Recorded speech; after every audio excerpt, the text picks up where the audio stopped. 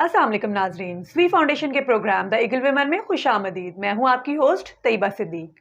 आज फिर मैं हाजिर हूं एक नए प्रोग्राम के साथ, एक नई इंटरव्यू के साथ, एक नई स्टोरी के साथ।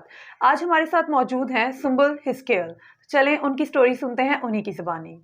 हमारी ऑडियंस को आप थोड़ा सा अपना इंट्रो करवाएंगी? जी, मेरा नाम सुंबुल है और मैं अरूब से बिलोंग करती हूँ और करंटली मैं एज अ टीचर अपनी खिदमत सर अंजाम दे रही हूँ जीव फाउंडेशन में। सुंबुल, आप मैरिड हैं? जी, मैं मैरिड हूँ। कितना अर्सा हो गया आपकी शादी को? मेरी शादी को 2 साल और 7 माह हो गए हैं। 2 साल।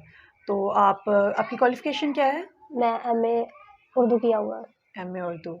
तो आप मुझे, हमारे व्यूअर्स को और मुझे बताएंगे कि आप कितने देर से एज ए टीचर आप काम कर रही हैं?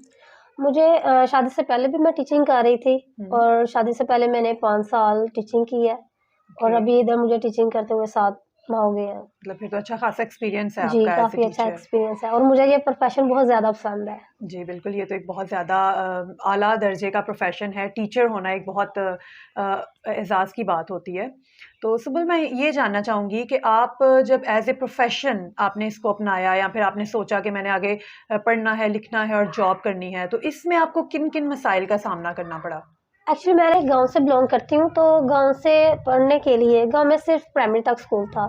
तो फर्दर स्टडीज़ के लिए मुझे दूसरे सिटी जाना पड़ा, तो वहाँ तक जाने के लिए ना बहुत ज़्यादा मुश्किलात का सामना करना पड़ा।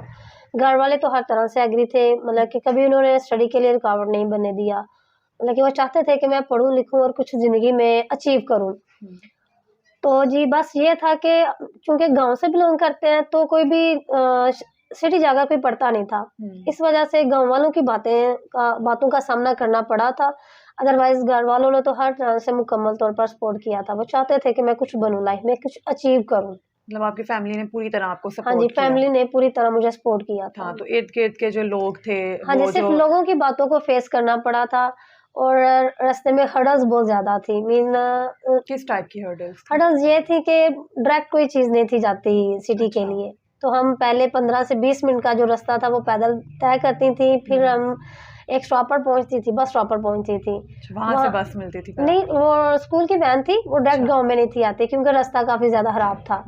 तो इस वजह से हम 15-20 मिनट पैदल जाते थे, उसके बाद हमें स्कूल की वैन अवेलेबल होती थी। और फिर जाके आप अपनी डेस्टिनेशन पे जी, पहुँचते थे। बिल्कुल ऐसे ही है। तो जी, बिल्कुल, जो गाँव के लोग हैं उनको तो ये बहुत ज़्यादा मसला जो है फ़ेस करना पड़ता है। तो सुम्बुल, आपने कब आपकी कितनी क्वालिफ़िकेशन थी और आपने टीचिंग स्टार्ट की? मैंने बीएड के बाद स्टार्ट किया था अपना। स्टार्ट कर लिया था। जी।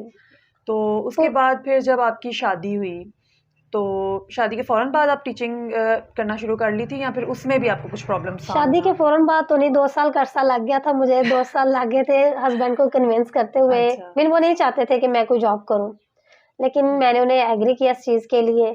मैं चाहती थी कि किसी स्कूल में मैं स्टार्ट कर लूँ अपना, लेकिन वो यही कहते थे कि मुश्किलात हैं, आने-जाने में प्रॉब्लम होगी, तो लेकिन मैं चाहती थी कि मैं कुछ करूँ। हाँ, कि नहीं जी, तुम लड़की हो, तुम्हें घर पे बैठना चाहिए, बाहर नहीं निकलना चाहिए, तो मैं हूँ कमाने के लिए, तुम्हारी कमाई नहीं चाहिए, इस टाइप के भी फैमिली नहीं, इश्यूज़ हो मेरे जाते हैं ना? हस्बैंड जो है वो बहुत अच्छे हैं। अच्छा। उन्होंने मुझे हर तरह से सपोर्ट किया। वेरी उन्होंने गुड। मुझे फर्दर स्टडी के लिए भी बहुत ज़्यादा सपोर्ट किया था।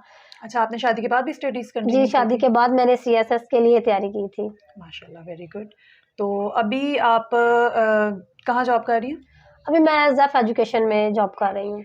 जी व्यूअर्स, ये ज़वी फाउंडेशन के प्रोग्राम जो हमारा ज़ेफ स्कूल है, जहाँ पे हम अंडर प्रिविलेज बच्चों को 10 साल की बिल्कुल मुफ्त तालीम देते हैं, वहाँ पे अभी Sumbul as a teacher job कर रही हैं।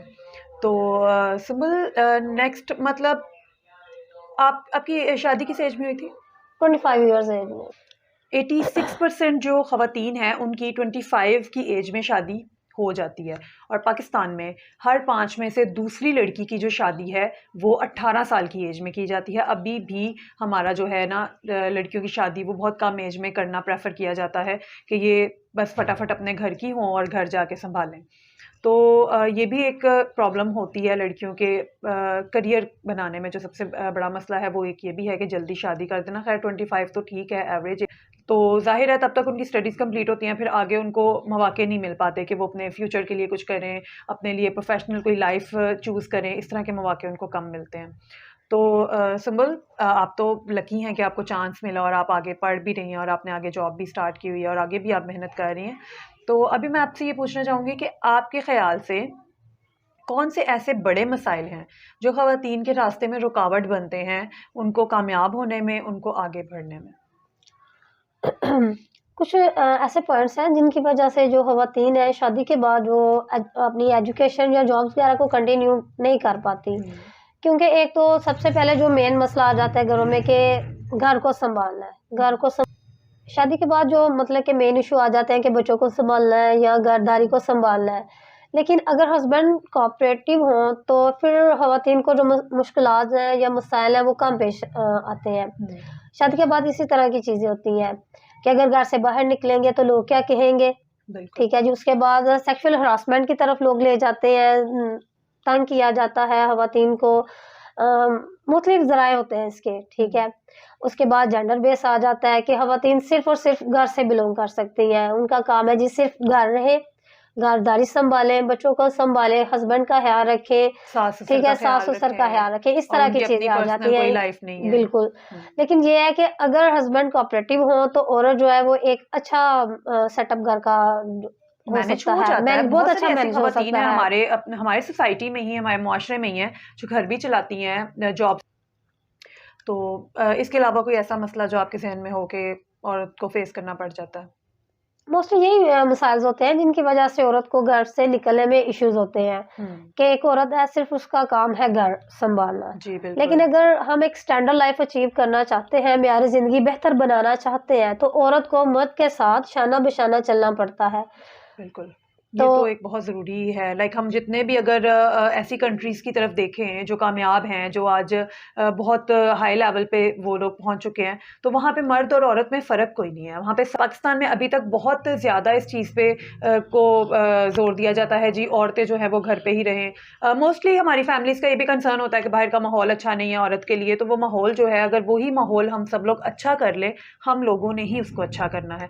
अगर हम उसे अच्छा कर लेंगे तो हमारे लिए माहौल सेव हो जाएगा। हमारे बाप भाइयों को अगर ये तरबियत दी जाए कि एक औरत की इज़्ज़त करें, ना कि सिर्फ़ अपनी माँ और बहन की, अगर किसी दूसरे की माँ और बहन है तो उसकी भी इज़्ज़त करनी चाहिए। क्योंकि जब सब लोग एक-दूसरे की इज़्ज़त करना शुरू कर देंगे तो औरतों के लिए जो मुआशरा है वो सिक्योर हो जाएगा और हर लड़की, हर औरत घर से बाहर निकल कर अपने फ्यूचर पे ध्यान दे सकती है, अपनी प्रोफ़ेशनल लाइफ़ पे ध्यान दे सकती है।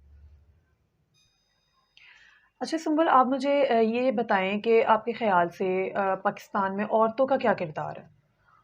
अगर हम पाकिस्तान की हिस्ट्री को देखें तो शुरू से ही ख़वातीन ने हर तरह से पाकिस्तान के बनाने में, जब पाकिस्तान हमने अंग्रेज़ों से अलहदा वतन हासिल किया था तो उसमें ख़वातीन ने हर तरह से अपना किरदार अदा किया था।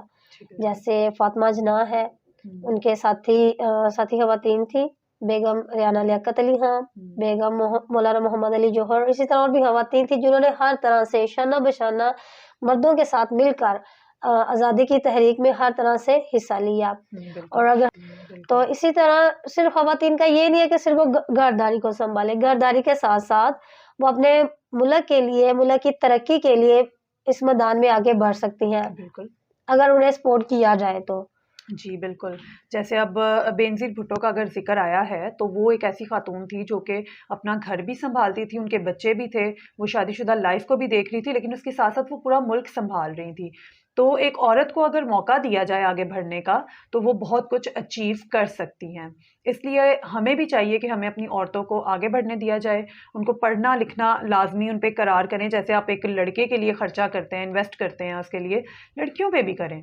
ये खुदारा ये अपनी सोच को ख़त्म करें कि नहीं बेटियां तो अगले घर जानी है, इनको हमने इन पे इतना पैसा लगाने का क्या फ़ायदा।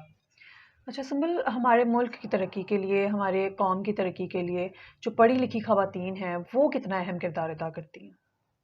मुल्क और कौम की तरक्की के लिए जो पढ़ी-लिखी ख़वातीन हैं, उनके लिए एक फ्रेंच लीडर आर्मी लीडर है नेपोलियन, उन्होंने एक बड़ी अच्छी कोटेशन कही है कि आप मुझे अच्छी माएँ दें, मैं आपको एक बेहतरीन कौम दूँगा। और एक अच्छी माँ होने के लिए एक औरत का पढ़ा-लिखा होना जो है वो बहुत ज़्यादा ज़रूरी है। क्योंकि एक अच्छी माँ या जो पढ़ी-लिखी माँ या जो अपने बच्चों की एक बेहतरीन उनको माहौल दे सकती है, उनकी तरबियत कर सकती है, ताकि वो एक माशरे के बेहतरीन और मुफ़ीद शहरी बन बन सकें। सकें और वो सोसाइटी के लिए भी काम कर सकें और अपनी फैमिली के लिए भी फैमिली के काम लिए कर भी काम सकें। कर सकें। तो जी, तो व्यूवर्स, ये था हमारा आज का प्रोग्राम सुंबल हिस्केल के साथ। आपने सुनी इनकी स्टोरी के कैसे वो तगदो कर रही हैं, क्या क्या प्रॉब्लम्स उनको फेस करना पड़ी। तो इसी तरह से और भी बहुत सारी ख़वातीन हैं, उनकी भी स्टोरीज़ हैं। तो आप मुझे ज़रूर बताइएगा, कमेंट करके बताइएगा और कि आपको ये स्टोरी कैसी लगी। और आगे भी आप हमारी वीडियोज़ को ज़रूर लाइक करें, शेयर करें और प्लीज़ ख़वातीन की स्टडीज़ पर भी ध्यान दें। मेरी सबसे यही गुज़ारिश है, यही अपील है कि जिस तरह से लड़कों को आगे बढ़ने के मौके मिलते हैं, इसी तरह से ख़वातीन को भी आगे बढ़ने के मौके फ़राहम किया करें, ताकि वो सकती है। अपनी बेटी के लिए ऐसा करें, ऐसा ना सोचें कि ये अगले घर चली जाएगी तो उनको कमा के देगी, ऐसा कुछ भी नहीं होता। हम लोगों ने अपनी औलाद के बारे में सोचना होता है, तो अपनी औलाद के बारे में सोचें, अपनी बेटियों के बारे में सोचें और शुक्रिया, अल्लाह हाफ़िज़।